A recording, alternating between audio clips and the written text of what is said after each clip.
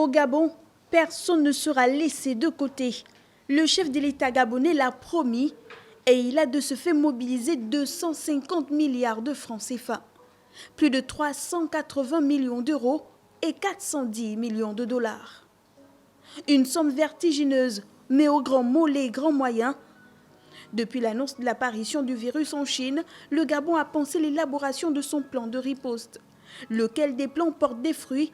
Le 2 avril dernier, on a annoncé le premier cas guéri du coronavirus sur le territoire national, pendant que 22 autres personnes contaminées sont prises en charge. Pour appuyer le plan de riposte, un certain nombre de mesures de sécurité ont été mises en place.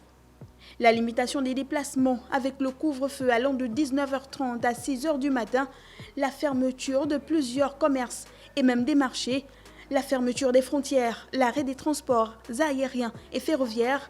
Objectif, mettre les Gabonais en sécurité. Mais toutes ces mesures ont un coût que le chef de l'État refuse de faire porter au peuple gabonais. Et pour ce faire, il insiste, aucun Gabonais ne sera mis de côté. 250 milliards de francs CFA ont été débloqués pour exécuter les mesures d'accompagnement. Ces mesures sont d'ordre social mais aussi économique. Par exemple, pour les personnes les plus fragiles et économiquement faibles, l'État injectera 4 milliards de francs CFA par mois pour le règlement des factures d'électricité et 2 milliards pour l'ensemble des factures d'eau. Ou mieux encore, un guichet de financement d'urgence de 225 milliards de francs CFA a été créé pour répondre immédiatement aux besoins urgents de trésorerie des entreprises. Des mesures plutôt rassurantes, même si certaines laissent sceptiques quant à leur applicabilité. En particulier celles en rapport avec le paiement des loyers. Pour réduire les charges en ces temps difficiles, tout bailleur doit suspendre la perception des loyers des personnes sans revenus, dont la liste sera arrêtée ultérieurement par le gouvernement. Reste à voir.